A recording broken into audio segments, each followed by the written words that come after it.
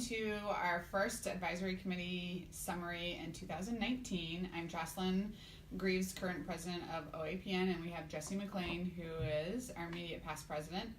And so we just want to do a summary of kind of what's went down on this week's or this month's advisory committee, and Jesse and I are gonna kind of do this a little bit back and forth. So I'll start. The meeting was a little bit shorter. If you've noticed, there's only one video to watch this time instead of two. There was not a lunch break. So we did get through this a little bit faster. But we did start with some public comments from Jesse, and then it went into being able to allow us as OAAPN to present a little bit about what we're doing. So I really hope that you were able to watch that, or I encourage you to go back and watch that if you didn't. It does talk about our goals for the year and trying to work on legislation, and we know that House Bill 726 did die with the closure of General Assembly in 2018, and we have hopes of, in this coming next couple of months, hopefully being able to represent with a new bill number. So we are working hard on that side. Jesse, do you want to talk a little bit about what the bill would be? So it was the bill, House Bill 726, introduced by, at that time, Representative Gavarone, was to remove our standard care arrangement. And that was solely what it was designed to do. Because the General Assembly ended on December 31st, 2018, all bills that have not passed or made it to the governor's desk do in fact move on. So the bill is no longer in existence, so now we have to reintroduce it. And the hopes is to find a bill sponsor here in the coming few weeks, if not few months, get it introduced, and hopefully be on a path to remove the standard care arrangement for all APRNs in Ohio. So we are encouraging, as we move forward in this process, to watch out for call to actions, help us to continue to inform and educate our legislators, to tell them a little bit about what removing the standard care actually really means and how that will help improve access for our patients and provide better care for them.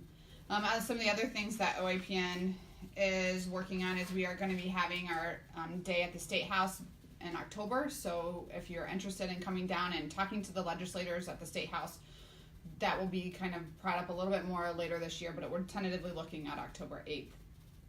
As you did see, we are working on several different things, including the wrestling forms, which I know many of you are probably very familiar with, and being able to allow APRNs to sign and clear patients to go back that are wrestlers for dermatological issues, because that's a big deal, and it's hard to have access to these dermatological nurse practitioners or getting in with physicians, so that will be helpful. We did talk with the committee about some things we'd like some help with, like precepting, and they seemed pretty open to some of the ideas of looking at ways of how we can provide better access to preceptors, maybe through tax credits. They had a couple of other thoughts. Yeah, they seemed open to it. I mean, we're hearing from our members, and we understand. And last year we started a preceptor task force to try and figure out how can we get these people that are going to school access to more preceptors. And one of the things we looked at was possibly a tax credit. But they had some other recommendations that we'll have to go back to the committee and discuss further about options to find students, preceptors, and the APRNs that are currently in practice that want a precept. How can we support them in furthering their assistance with future APRNs that one day will be caring for all of you? We know that we want to make sure that they're getting the best training possible, and being able to do that is a way of us giving back to where we've all been and where we've come from. Another thing that we are hoping that they'll be able to help us with is medication-assisted treatment, and that's getting the X on your DEA if you're interested in prescribing treatment for patients who have been on heroin or other opioid, my brain's farting, and other opioid addictions. So currently CNSs and clinical nurse midwives aren't able to get and obtain the X waiver. They are able to take the course, which Jesse, you did take that with AANP, the 24-hour CE credit course. And so he was able to do that, but because he's CNS, he's not able to get the X actually on the DEA to prescribe. And there was this past October an act that did give the ability to include those. However, we are waiting for SAMHSA. So it's so the Senator Portman in Ohio had legislation introduced last year that expanded MAT treatment to CNSs and CNMs, which is great. So I did take the course. The problem we have from a federal side, not really an Ohio problem, is that SAMHSA, the SAMHSA, has not updated their website to include CNS and CNM. So as soon as they do, we'll make sure we alert our members. So you can take the coursework, you cannot apply for that waiver yet, but again, it's a federal issue, not really a state issue yet. Right, so they'll be on top of that with us. So we are thankful for the opportunity to even be able to present today and to be able to talk a little bit about what we're doing, and our hopes is that as we move forward this coming year, maybe we can continue to work together or start working together more on issues that affect APRNs. That leads us into medical marijuana that was briefly discussed a little bit about just kind of updating and reminding us about how our role as APRNs are with medical marijuana. And just a reminder for all that currently the recommendations as APRNs, we are not able to recommend or prescribe medical marijuana. We may have patients that are on it, so it's important for you to be aware of the long-term effects or the side effects of medical marijuana, but be aware that we are not able to prescribe and not able to recommend at this time. So then that leads us into a document that we will be posting. I think they posted it Did on you guys able to the get that up? social media site. So those of you that have watched, the Board of Nursing did distribute to the committee today a document, a guidance document, and they stressed that it was a rough draft. So we did post that on the video, so if you're just watching this video, if you want to click back and watch towards the end of the previous video, you will see a few pictures of this guidance document that Joscelyn and I are going to start referencing. So this document, we've talked a lot about scope of practice and acute and FNPs, and this has been going on for almost 2 years, I feel like. 2.5 years. That seems forever. So this is, instead of them coming up with a law, they're coming up with a guideline document, and this is their first rough draft of that document.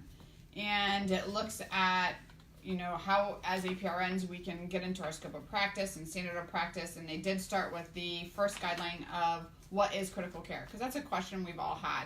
How do you define critical care? And so they did use that as a CMS guideline, and if you're okay, I'm going to read. CMS currently defines critical care as involving high complex decision making to assess, manipulate, and support vital system functions, to treat single or multi-vital organ system failure, and or to prevent life-threatening deterioration of a patient's condition. Then they did end the next sentence with, although this care is usually within an ICU, it is not limited to that location. So they did start with that definition and then go through what as APRNs, being an APRN, what is that, how do we look at our scope of practice, and does it include just education and certification?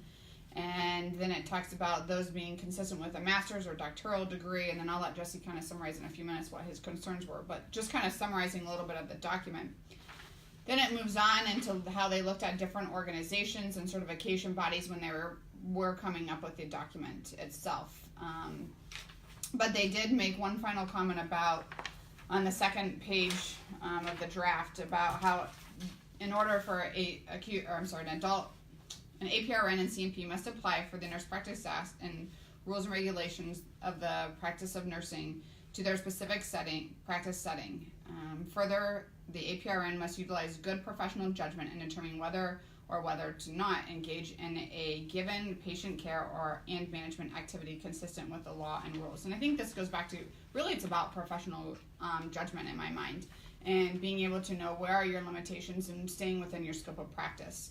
I think the hard document we're having the most concerns with, beyond a few things that Jesse will bring up, is the last page where they do have the graphs. And what do those graphs entail, and what does it mean, and are these really hard set lines? And we know that there are a lot of grays and blacks and whites. And so, Jesse, I'll let you bring up some of the concerns you brought up at the advisory committee meeting today. So again, for those of you that want to, if you click on the previous video, you could see I did give another testimony at the end of the presentation, because this was brought up at the end of the meeting. A few concerns just looking at their definition. They do say it's not limited to location, but they do define critical care. I have some problems for our FNP colleagues that do have a primary care setting in which a patient may show up with a simple complaint, turns into a critical care problem right in front of your eyes. And I fear that they're defining this puts us into a box per se, where now there may be some created liability that maybe there wasn't liability because it's good standard of care to treat those patients. So I had some concerns there. And then, as Joscelyn had stressed, that they do say that this is not a new policy, that you should all be practicing in good professional judgment. And I argue that we are all practicing in good professional judgment anyway, and that if this is not a problem, why is a document like this needed? I also stress, because they do talk about master's or doctoral programs, I stress that there are still some bachelor's, if not some diploma RNs that are grandfathered in NPs that do not have a master's or doctorate. This does not address those individuals that should be grandfathered in. It also does not mention that your master's or doctoral preparation is only entry level to care. I stress that I've been in practice for over 13 years now, and that in a practice of neurology, and if I practiced by the way that I learned in my master's or doctoral preparation, that I would be doing my patients a tremendous disservice, because many of the medications I prescribe today did not exist when I went to school in my master's program. So I feel that this document that they created does not allow for more stress on clinical practice as an APRN or clinical experience as an APRN. So I feel like that should be added in this. I will stress, again, as we digest this further, this was literally in the 5 to 10 minutes I had to review it before we were excused or adjourned for the day. We will be looking at this further and having definitely more discussion. Lisa Emmerich from the Board of Nursing did stress that this is a draft, and she was very open to the committee as well as interested parties to discuss this further. So for those of you that review the document on the previous video that we posted there, if you have comments, suggestions, please put them below. I'm pointing down because we're going to see all the comments below. Please put them below, and I assure you we'll be trying to review those and implement them if we feel like we should be addressing these comments. Thank you. It is a start. It's somewhere that they're looking at, and I think that we can move forward with this, and at least we have what their thoughts are and know how we can kind of address some of the concerns that we have and many of you are having. So we look forward to hopefully having more conversations about how we can address that document to be a little bit better fit for all of the APRNs across the state. It was, again, like I mentioned, we appreciate all of the work that they have done putting that together, the draft together, and then allowing us to be able to present and to speak and to be able to have some input in what we're doing across the state. We do have a few things coming up. If you haven't signed up already, we have the Northwest Conference coming up March 22nd in Bowling Green. And they have multiple presenters talking there, and I think you are one of them. I am not this year. year. You're not this year? I am not this my year. bad. Slackers over there. And then we also have implemented a new Ask the Specialist, and we are having Dr. Roy from Columbus doing as a specialist for sleep, and he will be doing that on March 27th, and so you'll be seeing that information coming out. Anything else you have? We gave you a lot of dates. I will stress from the removal of the standard care arrangement date, October 8th, it's tentative. Mm-hmm. We haven't secured the location, but keep that day open for APRN Day at the State House. It's great if you're interested in legislation but have no experience. It's perfect. We give you a crash course on legislation, and then we have you meet with your legislator, senator, not alone, you'll go in a group, but we definitely go speak and educate on APRN issues and how this would open access to care, so keep that open, as well as our our statewide conference in Columbus at the end of October, so keep an eye out for those dates. I believe it's the October 24th through the 26th. Yep. So keep an eye open on those dates, and then hope to see you in Columbus sometime soon. Thank you guys all for your membership. If you're not, make sure you sign up. Yeah, sign up, because sometimes your biggest advocacy is truly just being a member. Right. You don't have to speak to anybody. Your membership truly helps, and we appreciate it. And stay informed. Yeah, it definitely helps fund our legislative efforts, which we know is one of the biggest things that we have for us. And as a voice of numbers, we speak far louder than it was just myself or Jesse and I. So the bigger we are together, the better it will be, and we will be heard. So absolutely. Thank you all. Have a great day.